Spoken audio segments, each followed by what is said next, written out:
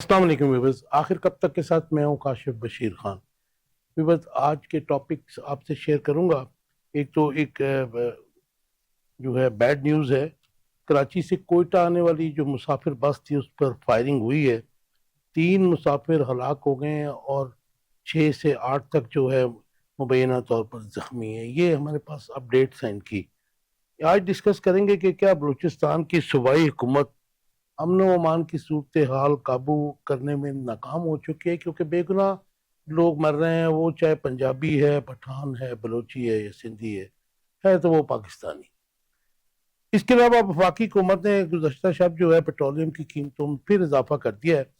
और अली परवेज मलिक जो मिनिस्टर हैं, फेडरल मिनिस्टर हैं, ये उन्होंने कहा जी आलमी जंगी हालात की वजह से पेट्रोल की कीमतें बढ़ाना पड़ी हैं।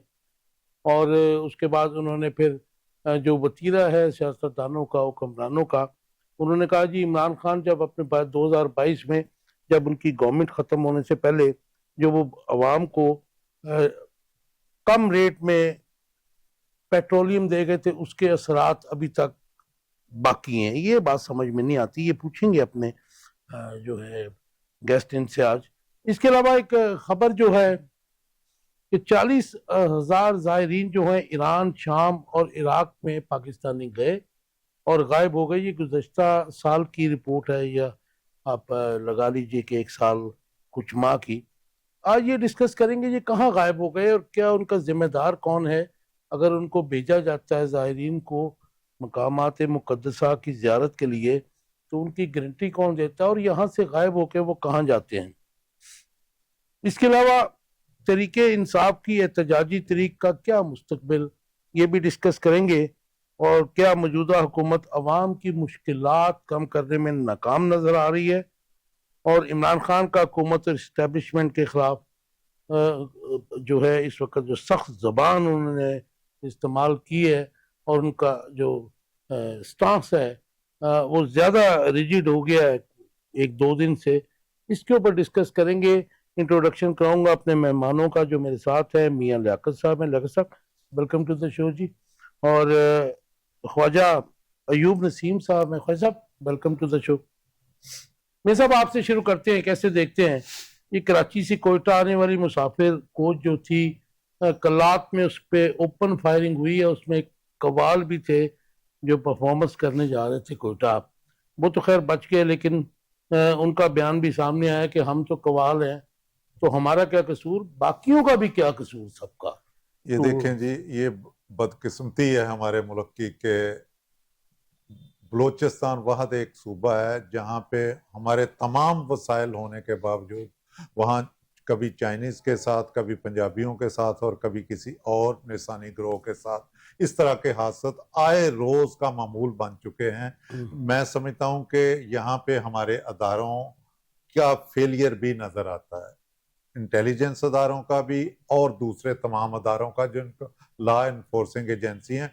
क्योंकि देखें, वाकया इस तरह का इंसिडेंट होता है कभी कभार। आपको पता है, जब से हमारा इंडिया के साथ वार वाला मसला हुआ तब से लेके अब तक तकरीबन आधी दर्जन से ज्यादा ऐसी वारदातें हो चुकी हैं जिनमें तकरीबन हमारे 10 से 12 लोग आए रोज जो है ना उनकी जान जाती है। और ये टोटली मैं समझता हूँ फेलियर है। बलूचिस्तान गवर्नमेंट मुकम्मल तौर पे फेल हो रही है, क्योंकि देखें सड़कों के ऊपर इस तरह के हादसा या ट्रेनों के साथ, मैं समझता हूँ अगर कोई बंदा एक दूर दराज इलाके में पगडंडी पे जा रहा उसके साथ, या कोई वैगन है, छोटी मोटी बस है, वहां आप गिन चुन के कर लें, तो ये एक अगर एक हाईवे के ऊपर कराची से कोयटा जाती हुई बस के ऊपर फायरिंग होती है या रोक कर उससे लोगों को शनाख्त करके उतारा जाता है और उनकी जान ले ली जाती है, तो ये मुकम्मल हमारी अच्छा, फेलियर है। नो डाउट इसमें मैं समझता हूं कि हमारा दुश्मन बलूचिस्तान वो बीएलए या लोकल एजेंट्स तो काम कर रहे हैं, लेकिन असल दुश्मन तो कोई और है, नहीं वो भारत है। मेरे साहब मुझे ये बताइएगा, ठीक है आपकी बात ठीक है कि जी इसमें इंडिया भी इन्वॉल्व है और अफगानिस्तान भी है, तो लेकिन उस तनाज़े में अगर हम देखें तो हम सारा कुछ जो है हम डाल देते हैं कि जी सिक्योरिटी फोर्सेस से लोग मुराद लेते हैं फौज। फौज। लेकिन हमारी जो सिविलियन जो है लॉ नहीं एनफोर्सिंग नहीं कंपनी देखें, वो उसमें जो सिक्योरिटी फोर्सेस है ना काश साहब, उसमें हमारी सबसे पहले तो रिस्पॉन्सिबिलिटी आपकी पुलिस की, पुलिस की, वही मैं पुलिस बात की कर रहा था ना जी, रिस्पॉन्स। कि वो हमारी तो जो लोकल देखें, जो वो जो पुलिस के बाद पैरामिलिट्री फोर्सेस है, रेंजर वगैरह, जी, फिर उसके बाद हमारी तो ये फौज। उनकी नाकामी पहले ये करनी पहले चाहिए, पहले पहले उनकी क्योंकि नाकामी। हमने उनकी कैपेसिटी और उनकी परफॉर्मेंस नहीं बढ़ी, हम 30 साल से ऐसे ही देख रहे हैं उनको। ऐसे देख रहे हैं, बिल्कुल दुरुस्त है ये।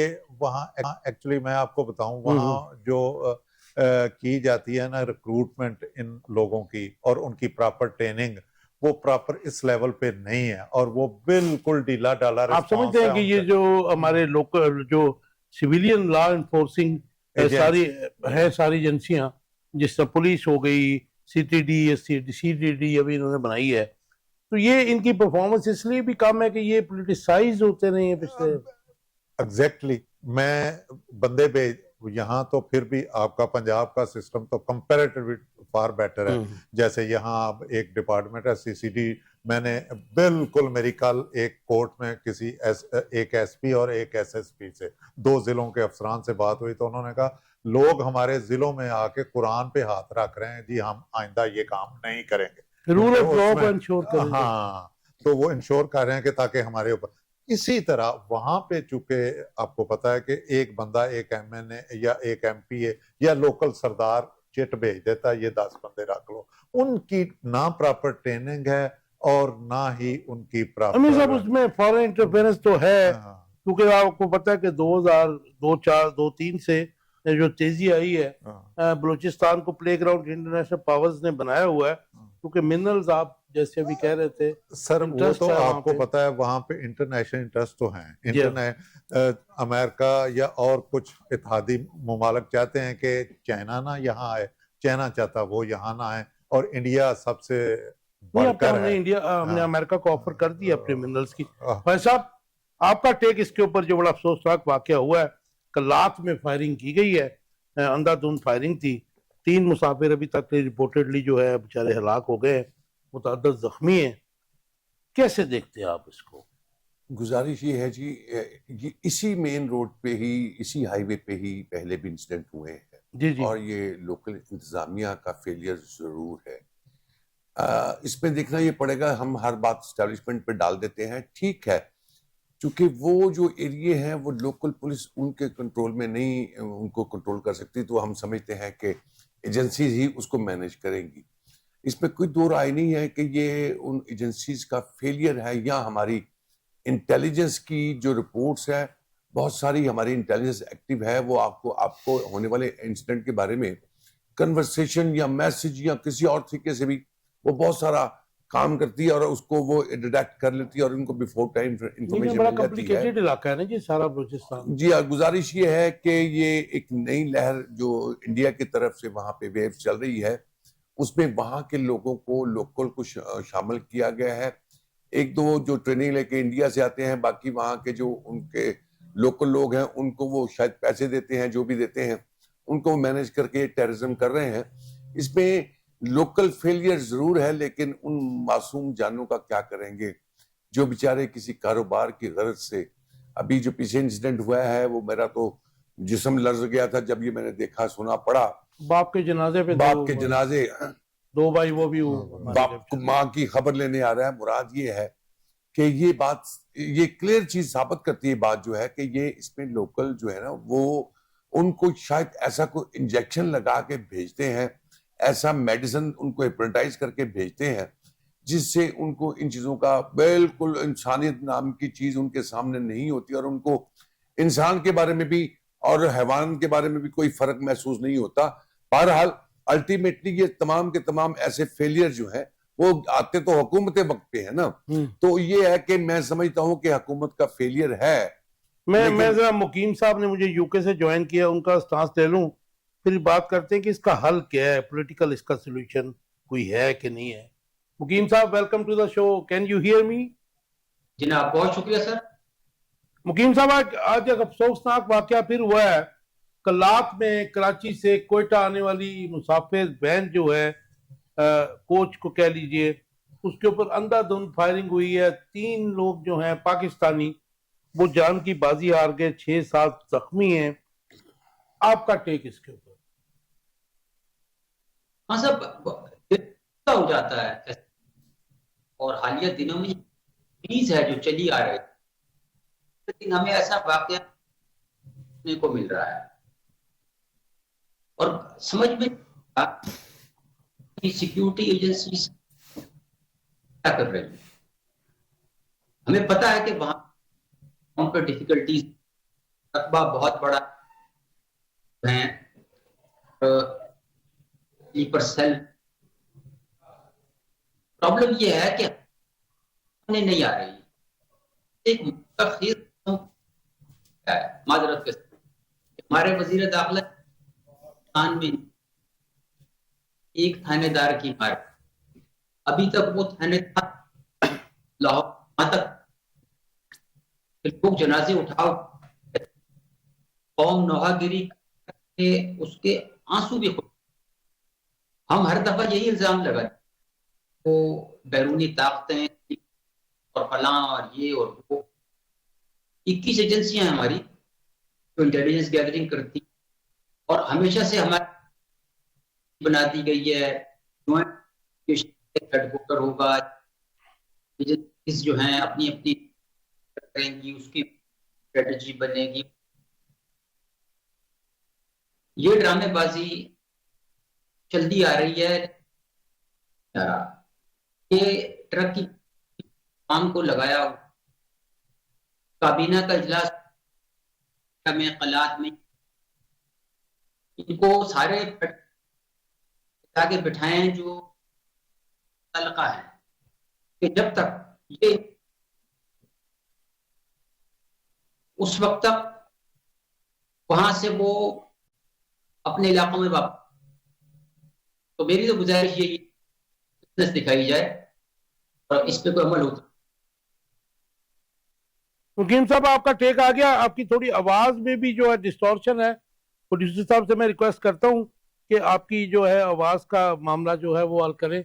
मैं दोबारा आपकी तरफ आता हूं, आप हमारे साथ ही रहिएगा। मुझे मियां साहब बताइए, जो इस वक्त मामला है आप क्या हल देख रहे हैं? क्योंकि आप जाहिर है एक तरफ BLA भी है, अफगानिस्तान भी है,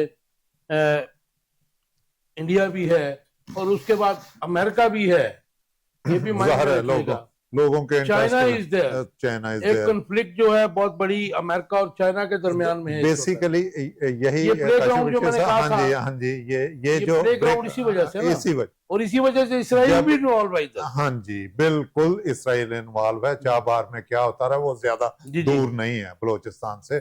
तो ये हमारे अरबाब इख्तियार को क्या करना होगा? सर सबसे पहले मैं समझता हूँ हमें अपना पॉलिटिकल सिस्टम जो है ना वहां पे बलोचिस्तान का जो वो, मैंने एक सरदार को खुश कर दिया, आपने आपकी गवर्नमेंट आई, आपने दूसरे सरदार को ला वजीर आला से भी गेम निकल गए। नहीं खुश तो कर देते हैं ना, आप बना तो देते हैं ना किसी को वजीर आला। उन्होंने खाया ही है ना। हाँ जी बिल्कुल, तो कोई नहीं किया। मैं वही चाह रहा हूं कि आप वहां पे जो हकीकी गवर्नमेंट है उसको बनाएं, उनको लाएं, और लोगों को वहां पे जो पुलिस या सिस्टम है आपका सबसे पहले उसे दुरुस्त करें। फिर ये वहां पे हमारी इंटेलिजेंस एजेंसियों को भी बहुत ज्यादा काम करना होगा, क्योंकि तमाम जो इंटरनेशनल ताकतें हैं और हमारे हमसाए ग्राउंड लेवल के ऊपर जो है डेवलपमेंट करनी होगी।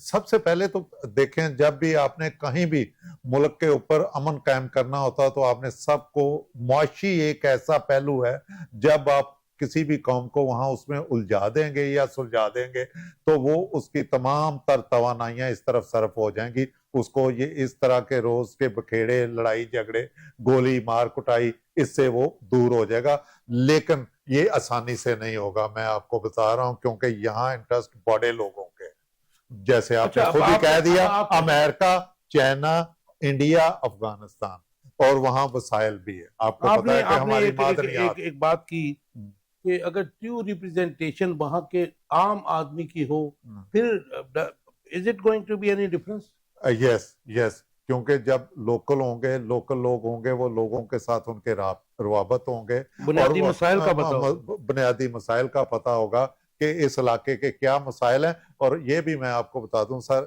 ये जो जैसे हाईवे पे हो रहा है ना, ये बड़ी आसानी से इसको कंट्रोल किया जा सकता है अगर हमारी थोड़ी सी लोकल गवर्नमेंट एक्टिव हो जाए, क्योंकि इंटेलिजेंस अदारे बता देते हैं कि यहाँ ये कुछ होने जा रहा है। और आपको भी पता है कि अच्छा, इलाकों में, आप इसको इंटेलिजेंस फेलियर नहीं कह रहे, नहीं, आप गवर्नमेंट की फेलियर कह रहे हो। गवर्नमेंट की provincial फेलियर government। पहले है, लेकिन सर इंटेलिजेंस अदारे तो हमारे काफी हद तक काम करते हैं।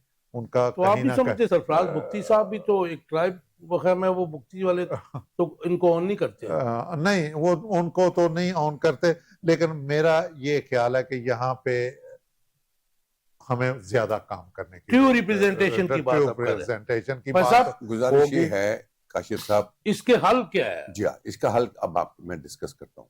देखिए, वहां पे अब गवर्नमेंट लेवल की नाम की चीज कोई नहीं है। अल्टीमेटली इनिशिएटिव जो है हमारे एस्टेब्लिशमेंट को लेना पड़ेगा, अदारों एजेंसीज को लेना पड़ेगा, ठीक है। अब वहां पे मारूफ जो है वो बहुत बड़ी लीडर बन चुकी हुई है, निकाले उसको बाहर, उससे बैठ के गुफ्तगू शनीद करें, उनसे उनकी डिमांड पूछे, वहां के लोगों की लोकल। देखिए, 2-3-4 तो नहीं है ना, नहीं, वहां पे जितने भी वडेरे हैं ना, मैं बताता हूँ आपको, वहां पे लोग वडेरों तक तो पहुंच नहीं सकते ना वहां पे। वो पाकिस्तान की बात करें जी, वहां देखिए, राइट्स की बात करना कोई बुरी नहीं है। राइट्स की बात करना बुरी कोई नहीं। वहां के जो लोकल लोग हैं ना, उनको वहां पे बिठाएं, बिठा के उनसे पूछे आपकी डिमांड। मैं बताता हूँ उनकी डिमांड अगर है मेडिकल, उसके लिए इमीडिएटली फील्ड फॉर मेडिकल के पॉइंट ऑफ व्यू से बहुत सारे हॉस्पिटल डिस्पेंसरीज का इजरा कर देना चाहिए।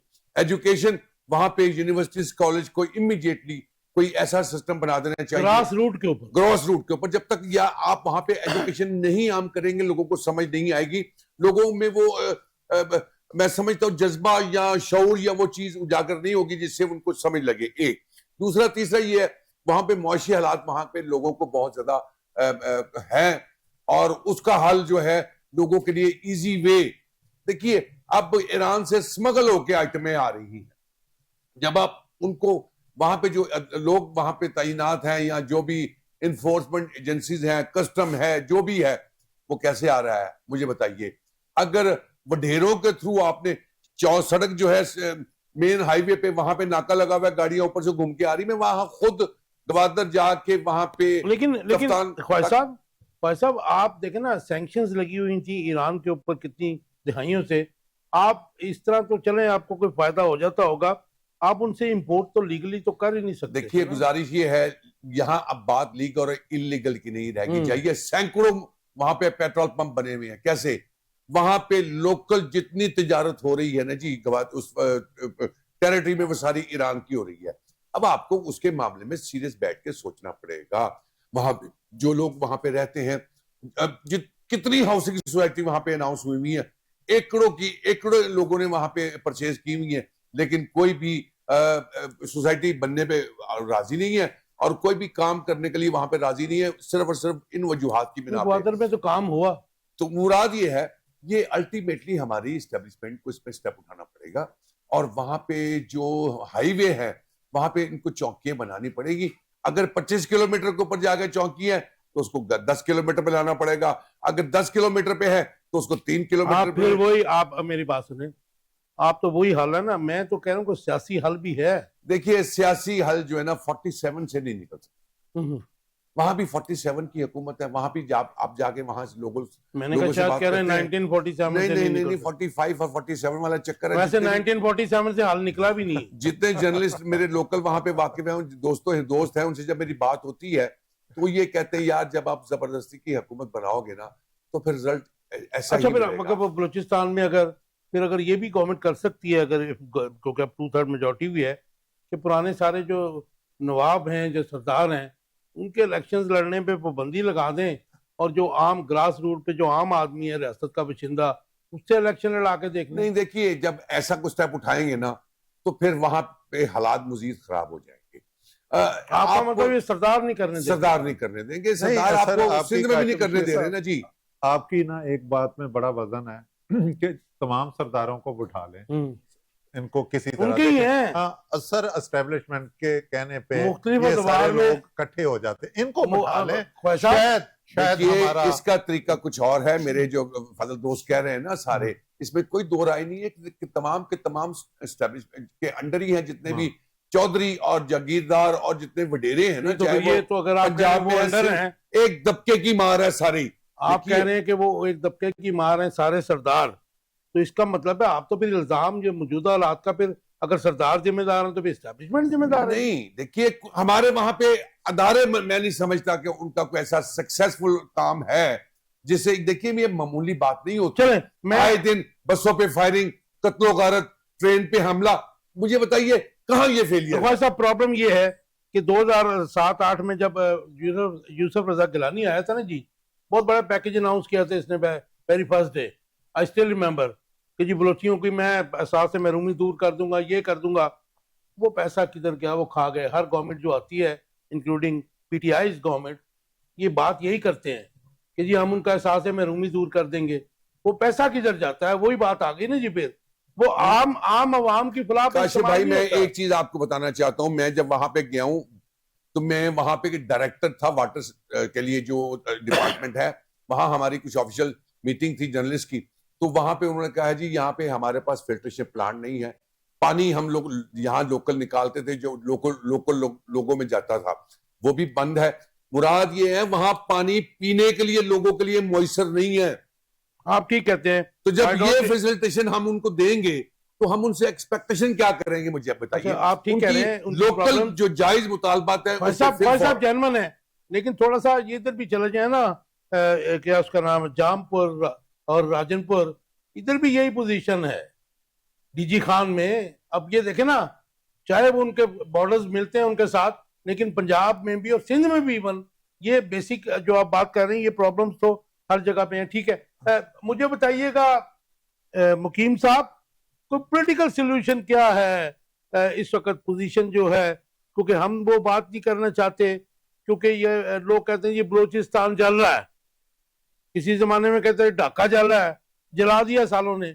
अब मुझे बताइए, क्योंकि हमारा तो यहाँ पे मतलब मेन स्टेक्स हैं, हमारे मिनरल्स दुनिया में सबसे ज्यादा बलोचिस्तान में है, और सबसे बड़ी बात कि बलोची वो कौम है कि जिन्होंने क़याम पाकिस्तान के वक्त मतलब ऑप्ट किया हमारे साथ रहना। आम बंदे की बात कर रहा हूँ। अच्छा, बड़ी दिलचस्प तौर पे गुफ्तगू आ गई है।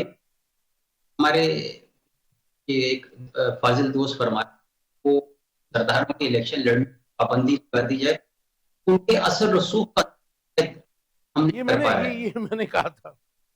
मैं एक तो मिसाल दिलचस्प होंगी ना, ये एमल कासी वाला क्या हुआ, सी उन्होंने निगोशिएट कर,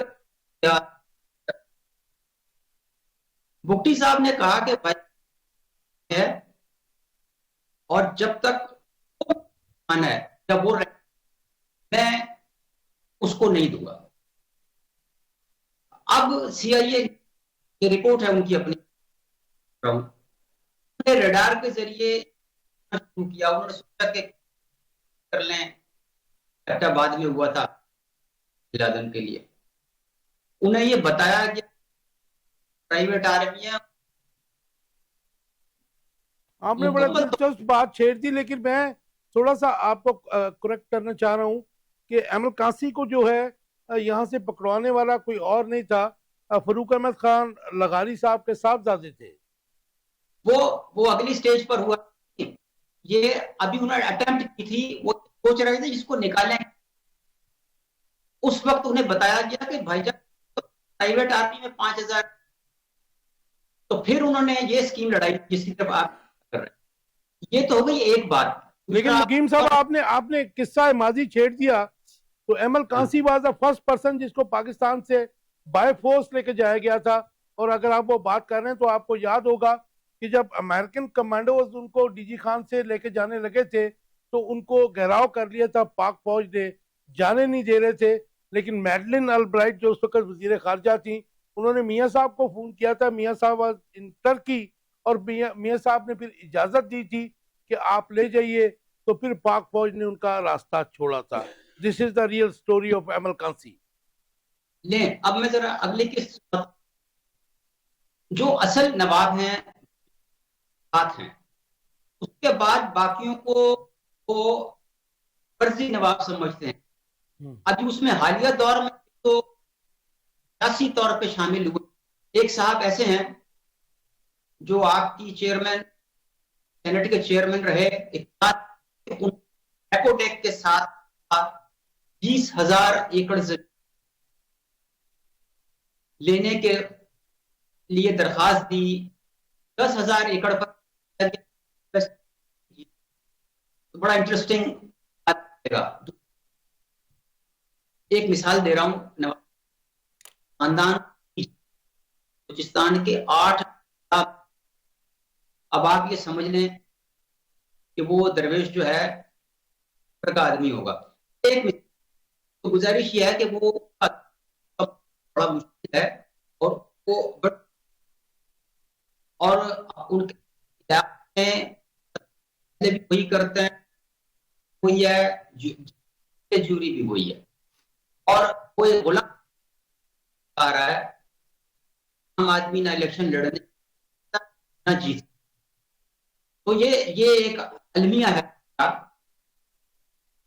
लेकिन है कि क्यों नहीं हो रहा, कि अटेम्प्ट हो चुकी आना कलात को लड़ने के लिए साबिक वजीर आला खालिद के दौर में गया, आज चार्टर करके गई, और मैंगल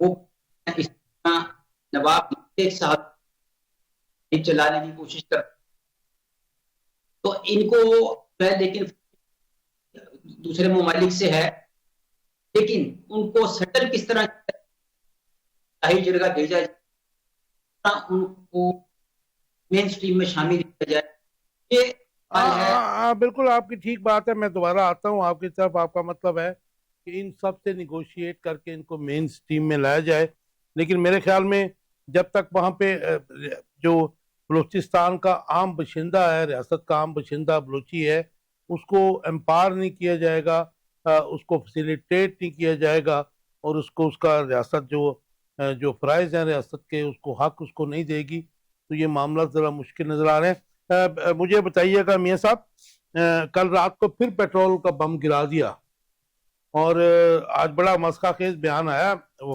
वज़ीर मुमलिकत हैं अली परवेज मलिक, उन्होंने कहा जी एक तो आलमी जंगी हालात की वजह से पेट्रोल की कीमतें बढ़ाना पड़ी हैं, और दूसरा उन्होंने कहा जी वो जो इमरान खान 2022 से पहले, वो अप्रैल से पहले कीमतें कम कर गए थे, उसके असरात अभी तक हैं। लेकिन मैं अपने व्यूअर्स को बताना चाहता हूँ कि आल्दो के जंग हो रही है या ख़त्म हो रही है, लेकिन ड्यूरिंग जंग भी 60 और 65-62 से बैरल जो है 60-62 डॉलर से ऊपर नहीं गया था, अभी भी वहीं पे खड़ा है।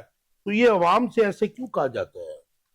देखें, ये मैं समझता हूँ हमारी गवर्नमेंट के पास सबसे जो आसान तरीका है ना रेवेन्यू इकट्ठा करने का, वो पेट्रोल है। नहीं, अब तो इलेक्ट्रिसिटी बिल भी है। नहीं, इलेक्ट्रिसिटी के बिल तो बाद में आते हैं, ये इमीडिएटली, मतलब इलेक्ट्रिसिटी पता नहीं कहीं है, पेट्रोल तो हर बंदे ने बाइक, अब चाहे गरीब है अमीर है, उसके पास एक ही सोर्स है, कम्युनिकेशन का, आने जाने का, रसद का एक ही वे है। वो चाहे गरीब आदमी 1 लीटर डेली कंज्यूम करता है, या कोई 10 लीटर करता है, या बड़ी गाड़ी वाला को 100 लीटर कंज्यूम करता है, तो बड़ी गाड़ी वाले को तो फर्क नहीं पड़ता। जो फर्क पड़ता है आपकी 90% अवाम को पड़ता है। आपको पता अलीट की तादाद कितनी है हमारे मुल्क में? कम है जी।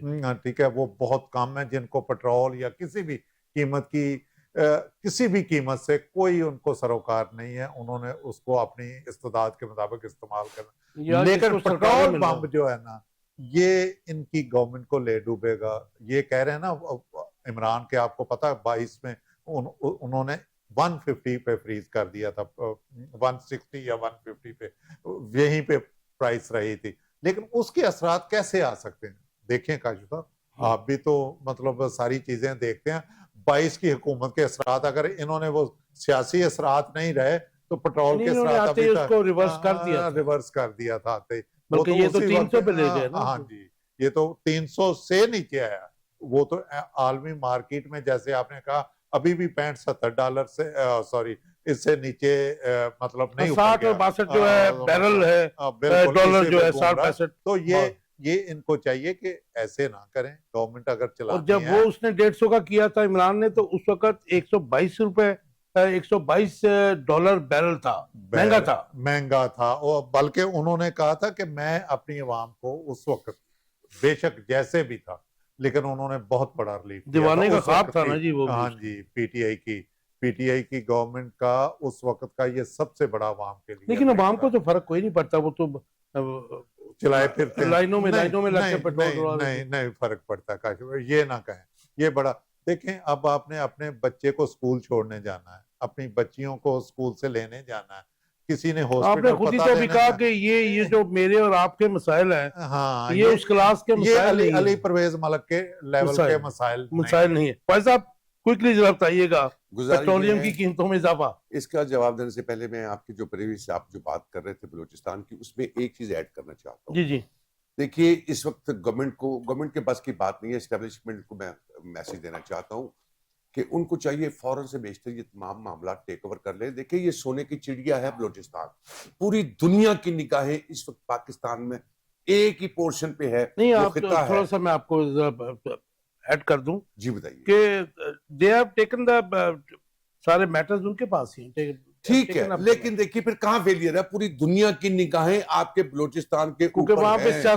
सियासी जो लोग हैं उनकी नाकामी हो चुकी हुई है। सियासी नाकामी, जब सियासी नाकामी हो जाए तो फिर ऊपर वाला स्टेप लिया जाता है। नहीं तो ये फिर बोलना चाहिए। वहां पे मेरी बात सुने, जिस पे नहीं, आप एतराज हैं उन लोगों ने ही जाना है ना जी। फिर काशिफ साहब, यहाँ फिर वो टेक ओवर ये करेंगे ना। देखिए, उसकी नहीं, बेटरमेंट के लिए आपको ये जो करना पड़े वो करना चाहिए, तो ही हमारा सर्वाइवल है उस सोने की मियां चिड़िया साहब, को बचाने का। मियां साहब देखें मेरी बात सुने। नहीं, मैं काशिफ साहब हमारी अर्ज सुन, देखें, आपका दुश्मन बहुत बड़ा है वहां पे। राइट। हमारी एस्टेब्लिशमेंट या कह लें कि सिक्योरिटी इदारे तमाम, पहली बात तो आपकी जो लोकल सिक्योरिटी वो तो फेलियर है, क्योंकि आपने उसको तस्लीम कर लिया, हमने आपने, या मुश्ता कैपेसिटी और परफॉर्मेंस कैपेसिटी नहीं है, या वो ट्रू रिप्रेजेंटेशन नहीं है। ठीक हो अब गया। आपके गवर्नमेंट को भी आप फेलियर कह रहे हैं। तो गवर्नमेंट भी आपकी उधर बलूचिस्तान की गवर्नमेंट, इसीलिए मैं कह रहा हूं ना कि सिर्फ और सिर्फ वही आपका दुश्मन वहां 4 है, इसराइल, इंडिया, अमेरिका और चाइना। चाइना हमारा दुश्मन नहीं है, लेकिन उसके मुफाद इन कॉन्फ्लिक्ट हैं विद अमेरिका। मियां साहब, प्लस वहां का नाराज जो फैक्शन है, जो बलोच उनको ही मैनेज जी, कर भाई लेंगे तो आपके हालात सारे सर्कमस्टांसेस वहां के ठीक हो जाएंगे। और ये आपको बताऊं, वही लोग आपकी डिफेंस के तौर पे अपने आप को सामने लाएंगे और वो वहां पे कंट्रोल हो जाएगा। ये इसका वाद हाल है कि वहां के लोगों political, this is a political situation, आप उससे ले सकते हैं। ये पॉलिटिकल जो है आप सॉल्यूशन सजेस्ट कर रहे हैं। जी हाँ, अदरवाइज पॉसिबल नहीं है। दूसरी बात आपने पेट्रोल की है, खुद ही वो सवाल करते हैं, खुद ही वो जवाब देते हैं, जो प्रेस कॉन्फ्रेंस के शौकीन हैं। देखिए, हुकूमत का फेलियर है, उनके बस में कुछ नहीं है इस वक्त। रात को वो कुछ प्रेस कॉन्फ्रेंस करते हैं, सुबह वो कुछ प्रेस कॉन्फ्रेंस करते हैं। ठीक है बाबा, अब एक चीज रह गई है, मैं हुकूमत वक्त से ये इल्तिजा करना चाहता हूं कि इस पे टैक्स लगा दीजिए। कम से कम मैं तो बुरा नहीं मनाऊंगा, मेरे साथ जितने दोस्त अजीज और कारब हैं उनसे भी रिक्वेस्ट करूंगा, वो भी बुरा नहीं मनाएंगे। किस पे? हम ये जो सांस ले रहे हैं ना, इस पे भी टैक्स लगा। तो आपका समझते नहीं लगा हुआ? नहीं, अभी तक सांस पे टैक्स नहीं है। आपको लगता है सांस पे टैक्स नहीं, इनडायरेक्ट आप डायरेक्ट जो रफ्तार से ये हुकूमत चल रही है, आने वाले दिनों में लगता तो यही है कि मुझे ये सांस पे भी टैक्स लग जाएगा। यार, ये कितने बच्चे वाली बातें करते हैं। वो अली इमरान छोटा बच्चा है, ये उसकी बात बस की बात नहीं है। सिर्फ प्रेस कॉन्फ्रेंस के हद तक तो ठीक है। यही हुकूमत, माजी वाली हुकूमत के दौरान में, जब वो पेट्रोल जरा 5 रुपए बढ़ता था तो प्रेस कॉन्फ्रेंस होती थी। छोटा बच्चा नहीं है, को पेट्रोल परवेज मलिक साहब का साथ ज्यादा है, जानता हूं जी मैं, लेकिन वो ही वाला थोड़ा जेंटलमैन साहब, he was very good friend of mine, मेरे बहुत अच्छे मौसम और बड़ा प्यार करने वाले, वो बड़ा शाइस्ता और रफीक इंसान थे। अल्लाह ताला उनको जवालिद अहमद में जगह अता फरमाए, बड़े अच्छे इंसान थे। मुराद ये है, यही हुकूमत कहती थी जब पेट्रोल प्राइम मिनिस्टर रात को बढ़ाता है तो समझ लीजिए डाका पड़ गया। अब जवाब दे, उसका कोई जवाब इनके पास नहीं है। बात यह है, हम बेचारे, बेबस, लाचार और समझ लीजिए हाथ बंधे हुए, आंखों से अंधे, कानों से बहरे, क्या कर सकते? कुछ नहीं कर सकते, मां स्वाए इनके लिए दुआ कर सकते हैं और आने वाले वक्त के लिए भी दुआ कर सकते हैं। वैसे क्या ए बार ताला पाकिस्तान में ख्वाजा साहब, कोई ऐसा, जी फरमाइए। ख्वाजा साहब, मेरे दिल में बहुत सारी बातें हैं जो मैंने बेबसी पब्लिक को बताना चाहता हूं। किसी भी कौम के लिए बेबसी और खामोशी जो है जुर्म है। देखिए, मैं बेबसी समझ- और जुर्म जो है ना, इसमें कोई बिल्कुल, दो राय नहीं है। बेबसी और जुर्म है। जो बेबसी से निकल के आके बारिश में प्रोग्राम करे उसका सॉफ्टवेयर तो ठीक हो जाता है सॉफ्ट। तो मुराद ये है जब ऐसी बात आ जाएगी सामने तो बाबा फिर अपने आप पे जुल्म करने के लिए कहने ये होता रहेगा जो हुआ। ये बज़ाहिर तो ये इसी ये- तरह चलता रहेगा निज़ाम कुदरत, इसी तनख्वाह पे काम होता रहेगा। आपको या मुझे पसंद है या नहीं है, हमारे बच्चों के साथ भी ऐसा होगा, आपके बच्चों ऐसी के साथ शबे भी गम ऐसा आती ही रहेंगी। आती रहेगी। जी और- वकीम साहब, आपका टेक। आप जाहिर है कि इस वक्त पेट्रोलियम की जो आलमी कीमतें हैं आपको तो उनका पता हाँ। होगा, जी लेकिन मैं हमारे बताता हूं। जी हमारे जो वजीर हैं उन्होंने कहा जी हाँ। आलमी जंगी हालात की वजह से पेट्रोलियम की कीमतें बढ़ाना पड़ी हैं, और साथ में हाँ। उन्होंने कहा 2022 में जो 145 या 150 रुपए पे इमरान खान ने प्राइस की थी, उसके असरात आज 3-3.5 साल, 3.25 साल के बाद भी हैं, इसलिए आज प्राइसेस बढ़नी पड़ी। अब क्या कहूं कि लाइटर नोट पे तो मैं ये कह सकता हूं कि नी ससिए बेखबरे तेरा लुटिया शहर बंबोर नहीं। ਇਹ ਕਿਨੇ ਲੁੱਟਿਆ ਜੀ?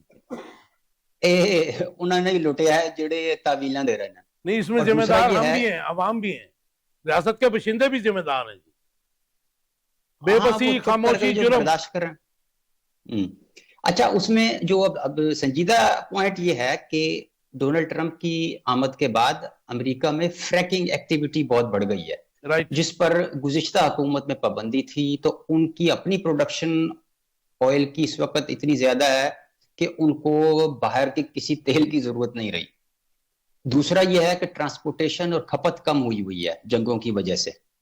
तो वो जो अली परवेज मलिक साहब फरमा रहे हैं वो मैं उससे इत्तेफाक नहीं कर सकता, हकायक इसके बरक्स हैं। बिल्कुल। दूसरा यह है कि पॉलिसी का तजाद भी देखिए कि हम चीनी इंपोर्ट करने के ऊपर टैक्स की छूट देने को तैयार हैं, मगर ये जो अहम अवाम है इनको रिलीफ देने को तैयार नहीं है। पूरी जो कंट्री में शुगर मिलों के 70 मालिक हैं, उनके लिए हम 2-4 अरब स्पेंड करना कोई मसला नहीं समझते। लेकिन वो IMF हर- ने कल रिफ्यूज कर दिया है उनको रिबेट जो इंपोर्ट पे दोबारा देना चाह रहे थे। हजूर, हम तो वो थाली में रख के पेश कर रहे थे। वो तो IMF रोला ना डालता तो हम तो सरे बाजार नाचने को तैयार थे। तो ये जो पॉलिसी का तजाद है और जो हमारी प्रायोरिटीज हैं वो वाजे होती हैं इस चीज से कि ये जो गरीब आदमी के घर का चूल्हा जल रहा है वो भी ना जले। और फिर ये जो पेट्रोल की प्राइस बढ़ाने को मैं तो वो शैतान का थेवा समझता हूं कि वो सिर्फ ये एक उंगली लगानी होती है, उसके बाद पूरे मुल्क में करंट दौड़ना शुरू हो जाता है कि फौरी तौर पे बसों के किराए, वैगनों के किराए बढ़ जाते हैं, सब पब्लिक चीजें बढ़ ट्रांसपोर्ट जाती हैं जी। महंगी हो जाती है। ट्रांसपोर्टेशन जब बढ़ती है, फिर ट्रांसपोर्टेशन बढ़ेगी, फिर गंदम क्या, गोश्त क्या, तेल फल क्या, सब्जियां नमक सब मिर्च कुछ क्या। महंगा हो जाएगा। जी, तो ये एक यानी ऐसा वो मकड़ी का जाला है जिसमें से ना हम निकल पा रहे हैं ना हमें सांस आ रही है। और वो जो जाला बुनने वाले हैं वो दूर बैठे गैलरी में बैठ के फिल्म देख रहे हैं कि लो हुण मजे लो तुसी, घिण मजे तब्दीली दे। अब हाँ जी, टेस्ट है हमारे अवाम का, हम क्या करें? हम तो उन्हें बेहतर फिल्म भी दिखाने की कोशिश करते हैं मगर वो उसे पसंद नहीं करते। राइट। तो ये ऐसा होता रहेगा। आप समझते हैं कि अवाम का कोई भी नहीं सोचेगा? आप समझते हैं कि ये जो मौजूदा हुकूमत है अवाम की मुश्किलात कम करने में नाकाम है? सर, अगर कामयाब होती तो फिर आप प्रोग्राम ना कर रहे होते ना। हमने तो फिर क्या भी कर रहे प्रोग्राम होते? करना था जी। नहीं मतलब असि फिर भी रोना सी। नहीं, प्रोग्राम तो करना था जी। फिर तो तारीफ में करना था ना। नहीं, अगर कोई अच्छा काम हो तो जाहिर है कि फिर हमारा तारीफ फर्ज कर- है एज ए जर्नलिस्ट कि उनकी तारीफ करें। इफ हाँ। इफ अब है कोई ऐसा तो इफ देयर इज इसमें एनी। कोई शक नहीं, इसमें कोई शक नहीं कि वो अगर कोई मस्बत चीज होगी तो आप उसको छुपा तो नहीं सकते। नहीं जुआ, और वो अगर तो- नहीं करेंगे तो प्रोफेशनल डिसऑनेस्टी होगी वो। काशिफ जी भाई, जी जी, वो तो खबर तो आपने रखनी है ना सामने। मैं इस प्रोग्राम के तवज्जो से गवर्नमेंट को एक चीज में अप्रिशिएट करना चाहता हूँ। जी वो जी। ये है, देखिए ये भी एक्स बैंकर हैं, मैं भी एक्स बैंकर हूँ। स्टॉक एक्सचेंज का 136-37 1,36,37,000 पे जाना है तो बहुत प्लस ये सिंबल, ये जो बहुत बड़ा एक कारनामा होता है हुकूमत का कि स्टॉक एक्सचेंज आसमान पे गई है। आप बिलीव कीजिए कि 10 दिनों से मैं रिसर्च कर रहा हूं, मुझे कोई ऐसी पॉजिटिव चीज नहीं मिल रही जिससे मैं ये अंदाजा लगा लूं। ख्वाहिश साहब हम इस पे प्रोग्राम कर रहे हैं, लंबा टॉपिक है, टाइम मैं चाह रहा हूँ कि दो तीन क्वेश्चन उसको हम कर लें। वैसे स्टॉक एक्सचेंज तो आप भी जानते हैं, हम भी जानते हैं कि जिसको हुक्मरान जो है बड़ा वो शो करते हैं, वो वहाँ पे तो सिट्टा होता है, और जिस तरह वो लोगों को लूटा जाता है वो सब दुनिया जानती है। और उसका हमारी मेन स्ट्रीम जो पाकिस्तान की इकोनॉमी है, हमारे स्टॉक एक्सचेंज का उससे कोई ताल्लुक नहीं है। इसके ऊपर फिर किस दिन प्रोग्राम करेंगे। मुझे बता दीजिएगा मियां साहब, एक तो 40,000 ज़ायरीन ईरान, शाम और इराक से गायब हो गए, मुख्तसर जवाब। और फिर ये बताइए कि तरीके इंसाफ की जो एहतजाजी तहरीक की कॉल दी है इमरान खान ने 5 तारीख की, उसका मुस्तकबिल क्या देख रहे हैं आप? मुख्तसर से जवाब जी। जो ज़ायरीन जाके गायब होते हैं वो तो जी वहाँ देखें ना तो ईरान में कोई फ्यूचर है और ना ही इराक में कोई फ्यूचर है। वो सारे बॉर्डर शाम से भी गायब, मतलब शाम से भी वो सारे या तो सऊदीया में, जो हमारे यहाँ से, जिनको जैसे आपको पता आजकल वीजा काफी महंगा हो गया है, तो जो गरीब लोग हैं वो ज़ायरीन में चला जाता है। पहले जियारतें आसान थी और अब तो उसका भी तरीकाकार नकवी साहब ने एक वो अभी तो तब्दील अभी हो जाएगा। तो वो लोग तो सारा उसमें कुछ और नहीं है। पाकिस्तान से जितने भी लोग जाते हैं नहीं, ये क्या शाम में गुम होते हैं, आगे जाते हैं? नहीं जी, ये सारे लोग इनका अल्टीमेट गोल जो ना, ये वाले भी कहते हैं हमारे पास आते हैं, गायब हो जाते हैं। वो भी आते नहीं, टर्की वो वहां तो यूरोप का फ्यूचर है, यहाँ पे तो सिर्फ सऊदी अरब एक वाहिद मुल्क है, सऊदी अरब, कतर। और ये जहाँ पे जिम्मेदारी किस पे डालेंगे? जिम्मेदारी तो इसकी बदनामी तो मुल्क की हो रही है, मुल्क की होती है। और ये मैं समझता हूँ ये जितने आप पकड़ रहे हैं उधर से फकीर, वो गवर्नमेंट ने जितनी उनसे, सऊदीया की गवर्नमेंट है, इसी तरह के काम होते हैं ना, जो लोग सीधे रास्ते से नहीं जा सकते। अब इन्होंने पलंटी डाल दी। बड़े जरखेज हैं ये जो बेकारी हैं, ये तो मैं खुद मतलब विटनेस किया हुआ है। इवन दुबई में और यूरोप में भी मुझे एक मिला था। अच्छा। मैं तो एक जगह डर गया था, अंधेरे में छुप कर बैठा था दुबई में। अच्छा। उसने मेरी ऐसे पैंट खींची, मैं डर गया अंधेरे में। तो बाद में पता चला उसने हाथ आके कर दिया। तो मैंने फिर उसे कहा कि यार लानत है, तुम लोग पाकिस्तान को यहाँ तो बदनाम। लेकिन माफिया जाते हैं जी वहाँ पे। माफिया बिल्कुल एक माफिया काम करता है। ये भी नहीं होना चाहिए। देखे मुल्क की बदनामी होती है, वही मैंने कहा ना, सऊदी अरब ने ये जो आपके ट्रैवल एजेंट्स हैं जो भिजवाते हैं, नहीं, अब इन्होंने कहा अब गवर्नमेंट प्लानिंग टूवर्ड्स के travel agent will be responsible. कितने बंदे गए हैं, कितने क्या मुस्तकबिल देख रहे हैं और ये भी बता दीजिए, साथ टाइम बिल्कुल खत्म हो रहा है, मैंने बाकी गेस्टों को भी टाइम लेना है, कि जो इमरान खान का हुकूमत और एस्टेब्लिशमेंट के स्पेशली उनकी जुबान बड़ी सख्त हो गई कल, आपने देखा? देखें, तहरीक का वही अंजाम होगा। उन्होंने कहा ना, जो राना सनाउल्लाह साहब ने, मैंने उनकी सुना कहीं कहते हुए, आर या पार होना, कहा जी आ रहा हूं तो पहले पार कर देंगे। मेरा नहीं ख्याल के तहरीक को ये कामयाब, अरेस्ट एंड डिटेंशन बड़े ठीक ठाक तरीके से होगी, लेकिन तो कहीं से मुझे किसी हाँ जी क्योस में इजाफा होगा, लेकिन मुझे किसी मेरे जराए से इल्म है थ्रू रिलायबल सोर्सेज के कहीं ना कहीं कोई टाक का लेवल भी स्टार्ट है। जी ख्वाहिश साहब, देखिए जी, आपने जो पहला क्वेश्चन किया ज़ायरीन वाला, मैंने उस पर रिसर्च की है, मुझे कोई कंफर्मेशन नहीं मिली। 35-40 हजार की तादाद बहुत बड़ी तादाद होती है, और ईरान से 1 साल के अंदर है ना जी सर, फिर भी 35-40 हजार में मानने 3 मुल्क भी है ना, 3 मुल्क भी हो। सऊदीया में इतनी सख्ती, शाम, ईरान में भी बहुत सख्ती है। इराक में तो पासपोर्ट आपका एयरपोर्ट पर ले लेते हैं, वहां से आप स्लिप हो ही नहीं सकते। अच्छा, ठीक है, पासपोर्ट आपके पास नहीं होता तो फिर गायब हो जाते हैं ये? नहीं, मैंने यूरोप में देखा, पासपोर्ट खुद फाड़ देते हैं। देखिए, मैं उन कंट्रीज में 40 हजार आदमियों की अगर कोई ज़ायरीन की कहे कि मुझे कभी ये तादाद वहां मिस होगी, मैं इससे इत्तेफाक नहीं करूंगा। समझ, ये गवर्नमेंट का है, हैंड आउट है उसका, उनका ऑफिशियल जो है ये उनका इस वक्त हमारे एयरपोर्ट मिनिस्टर ने कहा है बहुत ज्यादा सख्त स्क्रूटनी होगी, और वो जेन्युइन है और होनी चाहिए। वो हुलिया देख के ही बता देते हैं कि ये वहां स्लिप होने वाले हैं हमारे इमिग्रेशन वाले। आजकल बहुत सख्ती है एयरपोर्ट पे, ऐसे 2 नंबर लोग, ये भिखारियों के जाना बहुत, ये ज़ायरीन है ना जी, ये ज़ायरीन बेचारे सादा लोग होते हैं, ज्यादा बसों में बाय रोड सफर करते हैं, तो बाय देखिए जो गायब होने वाले होते हैं वो बाहर नहीं होते, बाहर जाते भी नहीं है, बाय रोड जाते हैं। बहरहाल अगर गवर्नमेंट ने ये अनाउंस कर दिया है, फिगर दे दी, तो मैं उस पर बहस नहीं करता। गवर्नमेंट की फिक्र है। दूसरी बात आपने की है तहरीक के लिहाज से, और इमरान खान की सख्त जुबान, जो सोशल मीडिया पे या उनका कोई बयान आ रहे हैं, उसमें तो जो बात सामने आ रही है कि जी अमेरिका से कुछ 6, 7, 8 सेनेटर और इंटरनेशनल मीडिया साथ आ रहा है, तो वो जैसे तो उनके साहबजादों के साथ वही आ रहा है ना जी, जैसे इमरान खान साहब नवाज शरीफ के साथ वो जहाज आया था। तो बहरहाल अभी मेरे ख्याल में जाती कोई ऐसी चीज नजर नहीं आ रही, कोई इसका रिएक्शन कभी होगा या इतने बड़े लेवल पे सक्सेस होगी।